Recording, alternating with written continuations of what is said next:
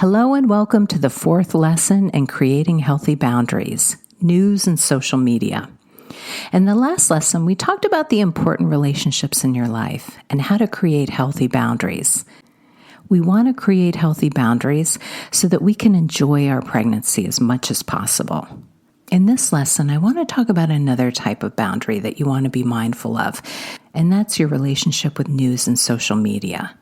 Let's get started. First, let's talk about the news and information unrelated to your baby. Maybe you've prided yourself in being a world citizen and knew a lot of what was going on in the world. It's important to be aware that your consumption of the news can have an impact on how you're feeling. You may find watching and reading the news is not the energy you need right now. The key is to remember, if it's important, you'll find out about it. You can consume what you want, but just be cognizant of how it makes you feel. No longer paying hourly or many times daily attention to the news, it doesn't make you less of a world citizen.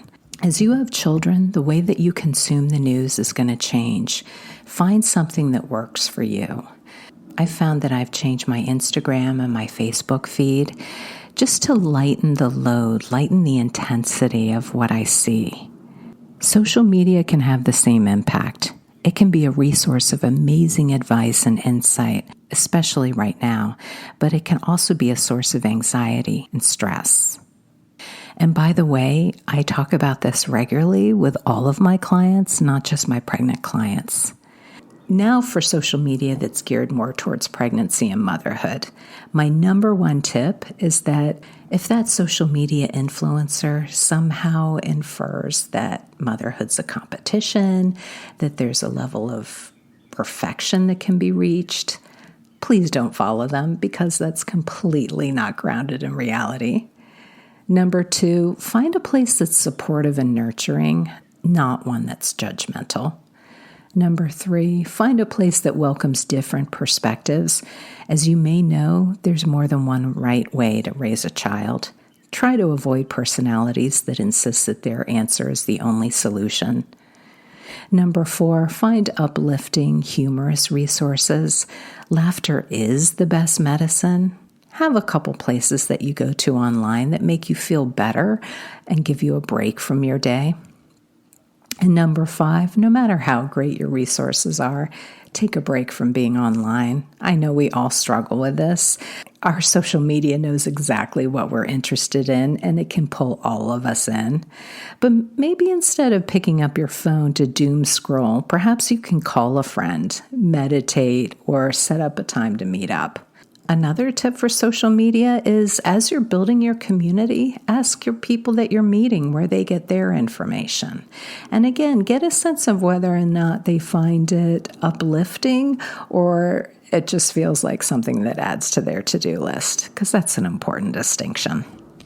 Ultimately, the key is to be aware of how you feel as you're consuming the news and social media.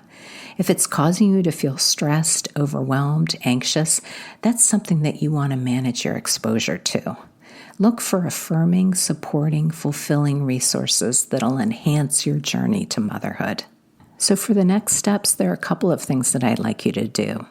The first activity is for you to reflect on the top 4 places you consume information, whether it's on TV, online, newspapers. Once you've identified your top 4 resources, I'd like you to reflect on how consuming information from these resources makes you feel. Try to be honest with yourself. Do you feel refreshed, energized, or anxious and overwhelmed? The second activity I'd like you to do is to do a bit of research and find some resources that'll make a positive contribution to your health and well-being. Look for supportive, encouraging groups that'll add to your experience of motherhood. Sometimes a resource will have kind of one of each, so that's another way to look at it. Sometimes a listserv, for instance, a neighborhood mom's listserv, for instance, will have some areas that are extremely helpful and some groups that are extremely helpful, but others may go down kind of a negative rabbit hole. So just keep that in mind. Good luck, have fun, and see you on the next